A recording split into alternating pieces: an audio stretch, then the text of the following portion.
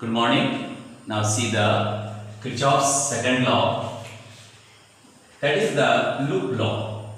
Means it is the characteristic related with the loop, or we can say that the one application for the loop.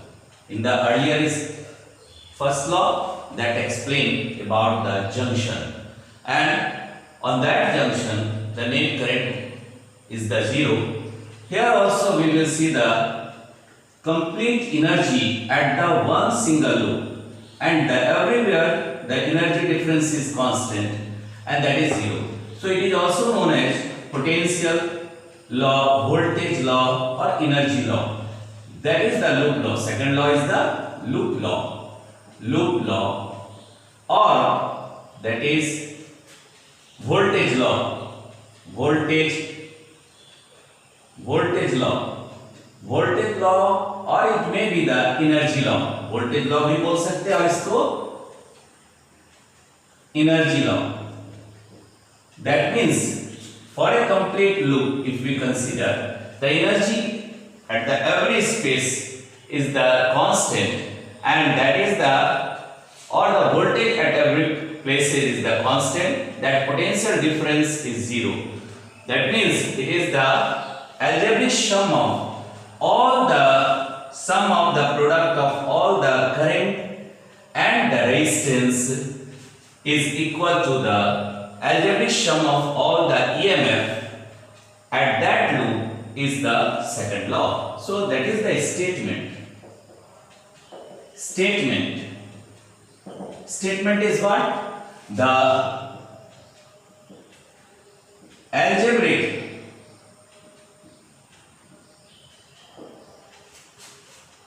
sum of the product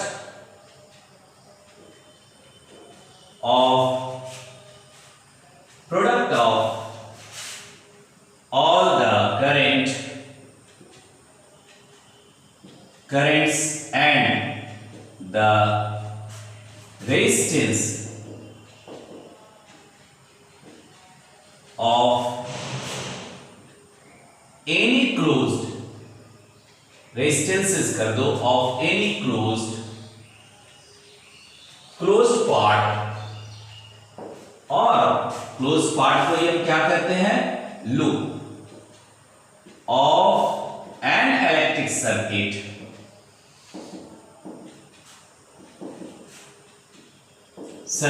is equal to the algebraic sum of the EMFs acting in that part, that is the loop of the circuit. That is, अब इसी को हम यहाँ पे बात कर रहे हैं, that is summation of I, that is the current into resistance, sum of the product of currents and the resistance at that part or the loop is equal to the summation of the all EMF. और इसको potential के रूप में भी दिखाते हैं, आप ऐसे भी लिख सकते हैं, समेशन ऑफ V भी लिख सकते हैं. सो ये बात आप यहाँ देख रहे हैं कि जिस भी में टोटल पोटेंशियल हर जगह क्या है? बराबर है. दैट मीन्स अगर हम इसी को ऐसे देखें, summation of IR is minus summation of the EMF, या उसको उधर कर दे, that is equal to zero. That means the potential at everywhere is the zero. Zero means what? क्या कहलाता है? That is the constant. And that is why it is known as the energy law or the voltage law or the loop law. It is concerned with a single loop. Now कैसे ये सब बात आएगा और कैसे समझेंगे इनको? तो अभी तो आपने देखा कि कहीं पर भी पूरे एक लूप को अगर आप कोई लूप लेते हैं, मान लो हमने एक लूप लिया, it is the loop A, B, C, D and here it is the E, F. So on that case इस लूप को अगर हम कंसीडर कर रहे हैं total EMF or total current and the potential, that is also the current and the resistance, that is also the potential. So that value of this or difference of these two is equal to constant, that is 0. So energy किसी भी loop में सभी जगह constant है, that is the second law. और यही कह रहा है algebraic sum of the product of all the current and the resistances of any closed part loop of an electric circuit is equal to the algebraic sum of the EMF acting in that part or loop of the circuit, that is this one. So ये statement हम लोग जाने और इस statement से कैसे समझेंगे क्या क्या बात निकालना है। तो हम करंट से रिलेटेड है, that means we have to calculate the current here, we have to calculate the resistance here और द ईएमएफ कितना है वो भी हम जानेंगे। तो ऐसे में कैसे जानेंगे, that there must be some logic for to finding all this characters, all this resistance, current, potential, whatever may be. तो ये सभी को कैसे निकालेंगे उसके लिए एक लॉजिक हमने लिया और लॉजिक को ही साइन कन्वेंशन के रूप में लेते हैं। साइन कन्वेंशन विशेष कुछ अंतर नहीं है और वो एक लॉजिक है जिससे हम प्रॉब्लम को सॉल्व करते हैं। बट ये ध्यान में रखना है कि जो लॉजिक आप एक लूप के लिए ले रहे हैं वहां जितने भी लूप है सबके लिए वही सेम कैरेक्टर को आपको रखना है। तो देखो ये तो हुआ कैसे कैलकुलेट करेंगे, कैसे जानेंगे, कैसे निकालेंगे सारी बात को। अब देखिए यहां पर इसी बात को हम समझने का कोशिश कर रहे हैं कि मान लेते हैं कि हमने कोई लूप लिया है और ये लूप आपका है ए बी सी डी और इस लूप में करंट का डायरेक्शन आप यहां से ले रहे हैं आई से और इस करंट के डायरेक्शन को मान लीजिए आपने आई करंट लिया है और ये आई करंट लूप यहां से ड्रॉ कर रहे हैं to that of the EMF E आप ऊपर लिखे हुए हैं, यहां पर ई है। तो ऐसे में करंट डिवाइड हो रहा है टू द टर्मिनल। सबसे पहला बात फर्स्ट लॉ तो एक्ट करेगा ही करेगा, that is Kirchhoff's first law, Kirchhoff's junction law, and at that junction the current will divide I1 and I2। I1 और I2 में करंट डिवाइड हो गया, I1 और I2, that current is the I। अब ये current इस loop में किधर किधर कितने पार्ट में है, तो I क्या है, that I is equal to I1 plus I2। अब यहां पर हम समझ रहे हैं या हम कह सकते हैं according to the Kirchhoff's first law, according to the Kirchhoff's junction law, the current I will divide I1 and I2 at the junction D। और यही करंट फिर इधर आया। बेटा यहां ध्यान में रखो कि अगर I करंट यहां पर आ रहा है तो यहां भी I करंट ही आएगा और अगर I2 करंट यहां मूव कर रहा है तो यहां भी I2 करंट ही मूव कर रहा है। तो ऐसे में करंट का डायरेक्शन को मेजर रूप से हमको समझना है। तो अगर हम करंट के डायरेक्शन को लेते हैं और करंट के डायरेक्शन में से anti clockwise direction of the current is considered as a positive, तो हम पूरे लूप में सभी जगह anti clockwise direction of current को पॉजिटिव ही लेंगे। सो ये आपका क्या हो गया, एक तरह से साइन कन्वेंशन हो गया। जैसे हम यहां पर समझने का कोशिश कर रहे हैं कि लूप को क्या लेंगे। अब देखो यहां पर मान लो हमने करंट का ये पूरा अरेंजमेंट तो कर दिया, लेकिन मान लेते हैं कि करंट आपका यहां पर मूव कर रहा है। देखो ये अगर मान लीजिए आपने यहां पे करंट का डायरेक्शन लिया, यहां भी करंट का डायरेक्शन लिया और ऐसे में करंट E1 और E2 हम लिख रहे हैं और ऐसे में करंट अगर E1 ग्रेटर देन, यहां पर कंसीडर कर लिए that E1 is greater than E2, so current तो ऐसे मूव करेगा और यहां पर यहां E1 चल रहा है, इधर से E2 मूव कर रहा है E2। तो ऐसे में रिजल्टेंट यहां पर क्या हो गया, दैट E1 इज ग्रेटर और एंटी क्लॉकवाइज को अगर हमने पॉजिटिव माना है, anti clockwise is considered as a positive one, anti clockwise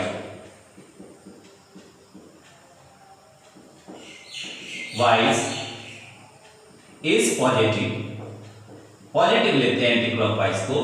तो ऐसे में ये पॉजिटिव अगर हम कंसीडर कर रहे हैं तो ऐसे में यहां पर E1 ग्रेटर माइनस E2 हो गया। क्योंकि E1 ग्रेटर देन E2 लिए हैं तो हम यहां पे लिख सकते हैं that is equal to E1 greater minus E2।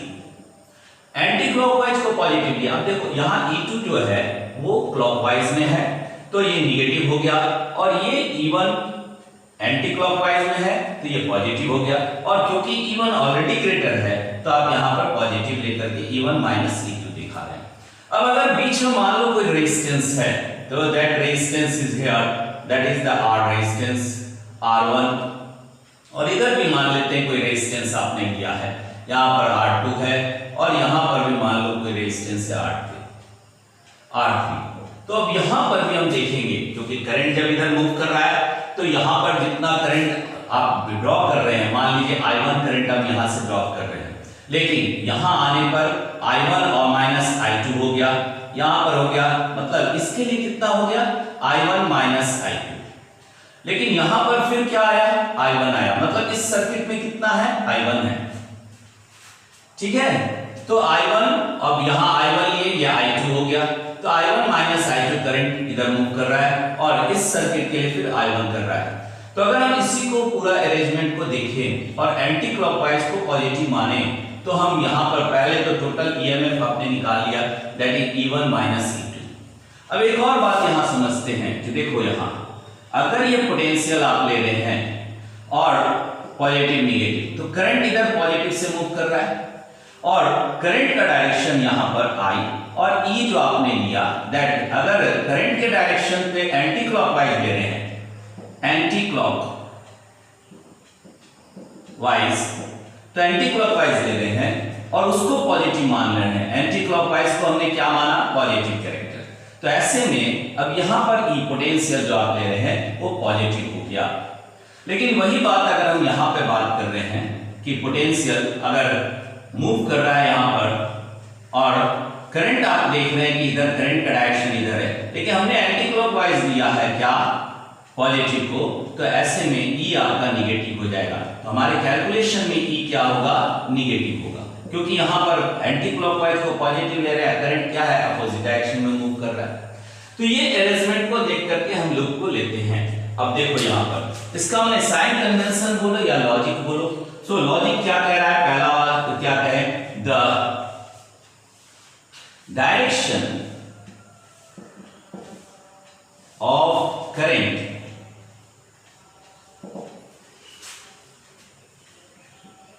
in an electric circuit, direction of current is anti-clockwise is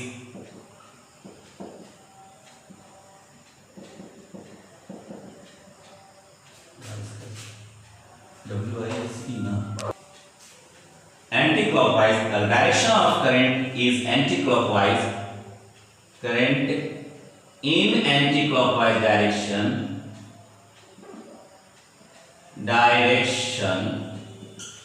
is positive. पहला साइन कन्वेंशन या पहला कंडीशन आपने ले लिया, ठीक है। अब ईएमएफ भी अगर इसी डायरेक्शन पे है तो ईएमएफ को भी हम पॉजिटिव लेंगे। सो ऐसे में अब यहां पर हम बात कर रहे हैं second, that EMF of the cell is taken, cell is taken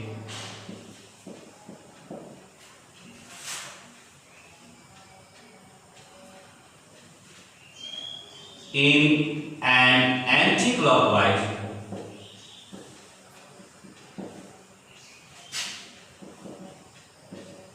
direction.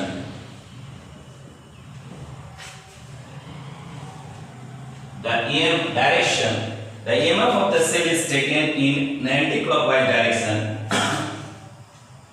is also positive. ये भी पॉजिटिव होगा। तो अब यहां पर हम समझ रहे हैं कि कैसे लूप को कंसीडर करेंगे और लूप को एंटी क्लॉकवाइज में कंसीडर किए।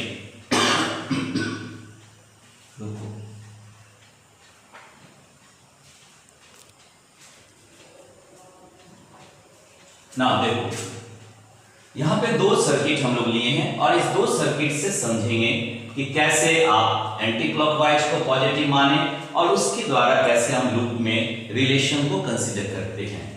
मान लो हमने पहला सर्किट लिया है जहां पर ईएमएफ एक ही है, दैट इज द ई, और यहां पर भी हमने कहा कि एंटी क्लॉकवाइज को हम पॉजिटिव मानते हैं। ठीक है, एंटी क्लॉकवाइज को पॉजिटिव मान रहे हैं। R1 हो गया यहां पर। तो पहला ले रहे हैं, सबसे पहला वाला Kirchhoff's first law is important, that is the junction law. So ये लिखेंगे according to junction law, at the junction, junction क्या है आपका D, at the junction D, तो वहां पर करंट डिवाइड हो रहा है, that I is equal to I1 plus और I इज इक्वल टू दो पार्ट में चला आया I1 plus I2, that is the equation number 1। अब इस किस लूप में कौन करंट चल रहा है, इस हिसाब से सेकंड लॉ जो आप लगा रहे हैं, second law, loop law, voltage law और एनर्जी लॉ जो भी आप बोल रहे हैं, तो ये बात यहां पे देख रहे हैं according to Kirchhoff's second law और loop law in the loop कौन सा है हमारे पास, लूप है ABCD, और क्योंकि हम चल रहे हैं एंटी क्लॉकवाइज को पॉजिटिव लिए हैं, एंटी क्लॉकवाइज को पॉजिटिव ले रहे हैं, तो आप इसी लूप को आप ऐसे भी दिखा सकते हैं, लूप AB। अब इसको हम जैसे चल रहे वैसे लिख दो, ज्यादा अच्छा है, ठीक है। तो AD आप यहां पर बदल भी सकते हैं, मान लेते हैं हमने यहां से बदल दिया, यहां कर दिए A, यहां कर दिए B, यहां कर दिए C, यहां कर दिए D, तो अब ये हो गया। और उसके बाद BEFC भी ले सकते हैं, कई लोग, 3 लूप यहां पर मिल रहा है, तीनों लूप को कंसीडर करेंगे। तो ऐसे में सबसे पहले ABCD to the Kirchhoff's law. अभी हमने कहा एंटी क्लॉकवाइज को हमने पॉजिटिव माना, इस पर हम बार बार जोर दे रहे हैं, दैट मींस अब इससे सारा रिलेशन को लेंगे। अगर करंट एंटी क्लॉकवाइज डायरेक्शन में चल रहा है और उससे रिलेशन जो भी बन रहा है वो सब पॉजिटिव होगा, लेकिन अगर उस एंटी क्लॉकवाइज के अगेंस्ट में करंट या कोई रिलेशन आ रहा है तो वो निगेटिव कंसीडर करेंगे। हमने पहले कहा है कि ये लॉजिक है, बट इस लॉजिक को हम लोग साइन कन्वेंशन के रूप में लेते हैं, लेकिन यहां बाउंड नहीं है कि एंटी क्लॉकवाइज को ही लेंगे। आप अगर क्लॉकवाइज को लेते हैं तो सभी सर्किट के लिए क्लॉकवाइज लेंगे, ऐसा नहीं कि एक के लिए क्लॉकवाइज लिए, एक के लिए एंटी क्लॉकवाइज लिए, अपनी सुविधा देखिए, तो वो फिर करंट का, वो फिर रेजिस्टेंस का, वो फिर पोटेंशियल का रिलेशन एक्यूरेट नहीं आएगा, ठीक है। किरचॉफ्स लॉ हम लोग क्यों लगाते हैं, हमने कहा कि it is based for the complex circuit. Simple circuit में तो आप सिंपल तरीका से सुपरवाइज निकाल सकते हैं, पैरेलल कॉम्बिनेशन, सीरीज कॉम्बिनेशन ऐसे, लेकिन अगर कॉम्प्लेक्स सर्किट में आप देख रहे हैं तो हमको किरचॉफ्स लॉ, हेवेल्स लॉ, इस सब सुपरपोजिशन लॉ को लगाना पड़ता है। तो किरचॉफ्स लॉ में अभी हम क्या देखें कि सेकंड लॉ में according to me the logic is the anticlockwise should be positive. So ऐसे में हम क्या कर रहे हैं, the Kirchhoff's loop law in the ABCD loop में आपने लिया CDA, मींस लास्ट में A में चले आए। ऐसे में अब देखो यहां पर सिंगल EMF ले रहे हैं, तो EMF is equal to E, क्योंकि ये भी क्या है, करंट का एंटी क्लॉकवाइज डायरेक्शन में EMF आपने कंसीडर किया है, करंट का डायरेक्शन अपोजिट है। और यहां बात कर रहे हैं, यहां देखिए तो इसमें रेजिस्टेंस एक ही है और करंट I1 मूव कर रहा है, so that is equal to क्या हो गया यहां पर R1 I1, वो पोटेंशियल दोनों जगह बराबर होता है, and that is the second relation. अब ले रहे हैं फॉर द लूप कौन सा है हमारा, अब सेकंड लूप मान लीजिए आपने लिया BEFC, लूप BEFC, तो यहां पर हम क्या रिलेशन लेंगे, अब देखो ये क्लॉकवाइज डायरेक्शन का करंट है, I1 इज द क्लॉकवाइज और I2 एंटी क्लॉकवाइज डायरेक्शन, तो फिर यहां पर लिख रहे हैं कि that is anti clockwise is considered as the positive. Positive में हम क्या लिए हैं, एंटी क्लॉकवाइज को लिए हैं। तो फिर यहां पर हमारे पास, क्योंकि इसमें कोई भी सेल नहीं है, कोई भी EMF नहीं है इस लूप में, तो ऐसे में इसको हम क्या लिख सकते हैं, 0, EMF बराबर 0। और फिर आपने रिलेशन लिया था, आपने फॉर्मूला बने एक तरह से लॉ लिखे हो कि summation of current into resistance is equal to summation of the EMF, तो वही काम हम कर रहे हैं। इस लूप में टोटल EMF क्या है, 0 है, लेकिन रेजिस्टेंस और करंट पोटेंशियल तो मिल रहा है, तो ऐसे में किसमें क्या क्या होगा, तो हम यहां लिख सकते हैं R2I2 प्लस R3I3, क्योंकि दोनों एंटी क्लॉकवाइज डायरेक्शन पे, करंट का डायरेक्शन एंटी क्लॉकवाइज, लेकिन सीबी सेगमेंट में करंट क्लॉकवाइज है, तो माइनस R1I1। तो ये रिलेशन बन गया इक्वेशन नंबर 2। देखो कितना माने सिंपल वे से हम समझ रहे हैं कि एंटी क्लॉकवाइज के डायरेक्शन को पॉजिटिव कंसीडर किए तो अपने आप से रिलेशन हमारे पास आ गया। अब दोनों जगह आपने लिया, अगर आप तीसरा लूप भी लेते हो, दैट इज द AEFD, तो यहां पर भी हम लिखेंगे फॉर द लूप कौन सा है आपका, AEFD। अब देखो यहां तो ये एंटी क्लॉकवाइज दिख रहा है, एंटी क्लॉकवाइज है सारा के सारा, यहां पर टोटल एंटी क्लॉकवाइज दिख रहा है, तो हम सीधा सिंपल लेंगे, तो potential E is equal to, यहां पर लिख दिए पोटेंशियल E, और अब रिलेशन हमारे पास क्या है, तो इस लूप को, बड़े वाले लूप को ले रहे हैं, EB फिर A यहां पर आ गया, तो ऐसे में यहां पर R2I2, यहां पर क्या आया, R3I2, सो यहां हो गया R2I2 प्लस R3I2, ये इक्वेशन और रिलेशन नंबर 3 आ गया। तो कैसे सिंपल सर्किट को आपने देखा, उसके हिसाब से हम लोग कैलकुलेट किए।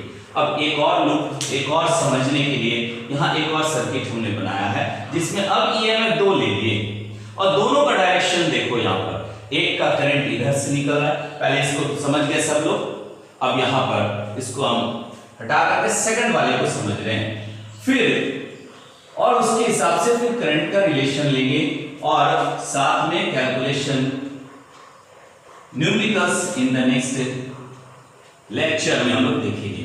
अभी यहां पर समझ रहे हैं और कैसे निकालेंगे, how to find out the relations in the circuit given, circuit में क्या क्या चीज दिया हुआ है, उसमें क्या क्या वैल्यू है, कितना रिलेशन है, उसको कैसे फाइंड आउट करेंगे। अब ये सर्किट हमारे पास है, तो यहां पर भी हम एंटी क्लॉकवाइज को कंसीडर कर रहे हैं, जितना भी लूप आप कंसीडर करें, यहां पे 3 लूप बनेगा, एक लूप यहां हो गया, एक लूप यहां हो गया, एक पूरा कंप्लीट लूप हो गया। तो ऐसे में भी करंट का डायरेक्शन को ध्यान में रखना है। मान लो हमने यहां पर I1 लिया और इधर से I2 आ रहा है, I2, तो ये जंक्शन हो गया, सपोज करो इसको हमने लिया A पॉइंट, यहां आ गया B, यहां हो गया C, और या इसको D कर दो, यहां C कर देते हैं, C और यहां D।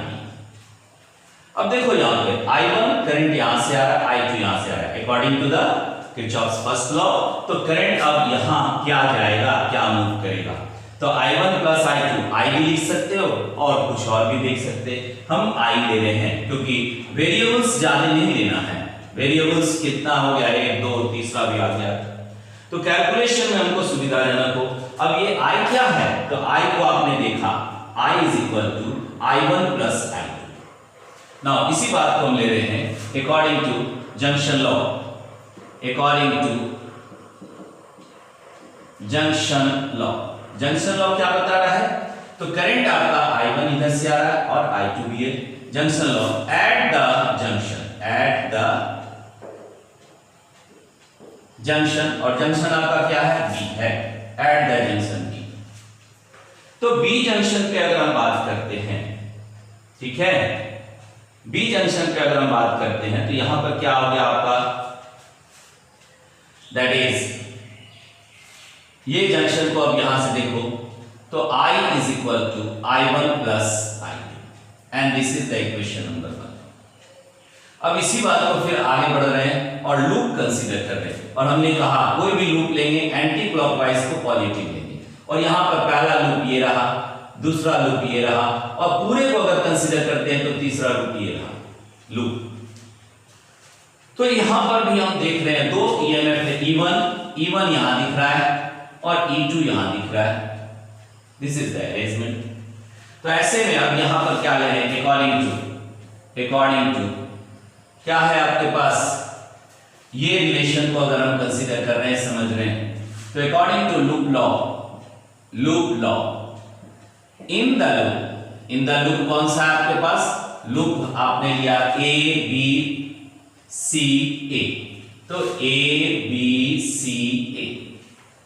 अब इस लूप के हिसाब से हम चल रहे हैं, यहां R1 हो गया, यहां R2 हो गया, ठीक है, यहां R3 ले लिए और यहां R4 है और यहां R5 है। तो ऐसे में अब ये देख रहे हैं हम लोग यहां पर क्या क्या रिलेशन हमारे पास आ रहा है for the loop A B C A. इसमें एंटी क्लॉकवाइज, तो अब ये एंटी क्लॉकवाइज में E1 पॉजिटिव है, लेकिन ये क्लॉकवाइज है, इसका डायरेक्शन ऐसे मूव कर रहा है, तो ये क्या हो गया? निगेटिव हो गया। तो नेट पोटेंशियल और net EMF in the circuit in the loop, total EMF in the loop में टोटल ईएमएफ क्या है? लूप कौन सा लिए? A B C A is equal to, अब यहां पर लिखेंगे E1 is the positive and minus E2 is the negative. So E1 minus E2, क्यों पॉजिटिव? एक एंटी क्लॉकवाइज एक क्लॉकवाइज, तो एंटी क्लॉकवाइज को क्या कंसीडर किए? पॉजिटिव, और क्लॉकवाइज को क्या कंसीडर किए? निगेटिव। तो ऐसे में ये रिलेशन हमारे पास आ गया। अब यहां से हम फिर बात कर रहे हैं, अब इस लूप में अदर रिलेशन क्या है? That is the sum of the current, sum of the product of current and the resistance, that is the potential along the whole loop. तो ऐसे में अब ये रिलेशन हमारे पास आ गया, क्योंकि हमने देखा है कि टोटल वैल्यू पोटेंशियल का हर जगह बराबर है, इज इक्वल है, कांस्टेंट है। तो इस रिलेशन को लेते हैं according to loop law for the loop. Relation क्या आ गया? E1 minus E2 is equal to, अब करंट का रिलेशन इसके साथ भी देख रहे हैं, तो यहां हो गया I1 R1 एंटी क्लॉकवाइज, लेकिन ये क्लॉकवाइज है। फिर यहां पर कितना करंट आएगा? I1 आएगा। जितना करंट हम विड्रॉ करते हैं, जितना करंट हम यहां से ले रहे हैं, मूव कर रहा है, उतनी करंट हम यहां पर विड्रॉ कर रहे हैं, ठीक है, जितना ड्रॉ कर रहे हैं उतनी विड्रॉ कर रहे हैं। I1 इज यहां पर भी है तो I1 यहां भी, अगर I2 यहां है तो फिर इस सर्किट में I2 ही आएगा। ये भी इंपॉर्टेंट पॉइंट है जिसको दिमाग में रखना है। तो ऐसे में आप यहां पर देख रहे हैं I1 R1 I1, अब ये निगेटिव हो गया तो इसको निगेटिव कर दो, फिर ये क्लॉकवाइज हो गया, तो यहां पर R2 है प्लस R2 I1 माइनस, अब यहां रिलेशन कितना हो गया? तो R3 I2, ये हो गया इक्वेशन नंबर 2। अब यहां पर फिर चल रहे हैं, यहां पे अब यहां भी देख रहे हैं, तो according to the second loop, ठीक है, अकॉर्डिंग टू लूप, कौन सा लूप आप ले रहे हैं? BDCA, according to the loop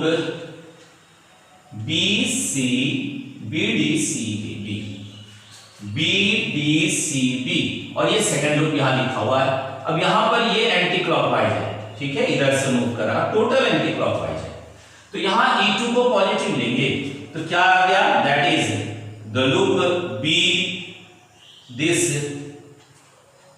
यहां का रिलेशन हम देख रहे हैं सेकंड वाले का, तो यहां हो गया E2 ये भी एंटी क्लॉकवाइज है, बाकी सभी एंटी क्लॉकवाइज है, तो यहां पर दैट इज इक्वल टू कितना आ गया? R4, और करंट कितना चल रहा है? I चल रहा है इसमें, यहां करंट कितना चल रहा है? I चल रहा है, तो R4 और I का वैल्यू क्या आपने लिखा? पहले हम I लिखते रहे, that is the I, plus इसमें भी है R5 I, और R3 में कितना हो गया? ये भी प्लस है क्योंकि यहां पर भी एंटी क्लॉकवाइज है, सो I2 R3। अब इसको I का वैल्यू आपने लिखा है I1 प्लस I2, तो इसको यहां रख देंगे, तो E2 इज इक्वल टू, अब ये हो गया R4 और I के जगह पे आ गया कितना? I1 plus I2 plus R5, और फिर ले रहे हैं I के जगह पे I1 plus I2 plus I3 यहां पर आ गया प्लस R3 और I2। अब देखो ये रिलेशन नंबर 3 जो आप लिए, इस 3 रिलेशन को देखो, इसमें सभी क्या हो गया? वेरिएबल दो वेरिएबल में आ गया, I1 और I2 में, तो हम इक्वेट करके रिलेशन निकाल सकते हैं। अगर आप फिर से देखते हैं पूरे को, थर्ड को, तो वो भी एंटी क्लॉकवाइज ही है और सारे इसमें दिया हुआ है। तो अगर थर्ड लूप को कंसीडर करें देखो अब यहां से हम हटा रहे हैं, अब थर्ड लूप को समझ रहे हैं। थर्ड लूप, इसमें अकॉर्डिंग टू कौन सा लूप हो गया, A B D C A, A B D C A, according to the loop क्या है आपका, ए बी डी सी ए। तो इस लूप को अगर हम कंसीडर करते हैं तो यहां एक ही ईएमएफ है, दैट इज द E1, और वो भी उसका भी करंट का डायरेक्शन क्या है, दैट इज एंटी क्लॉकवाइज।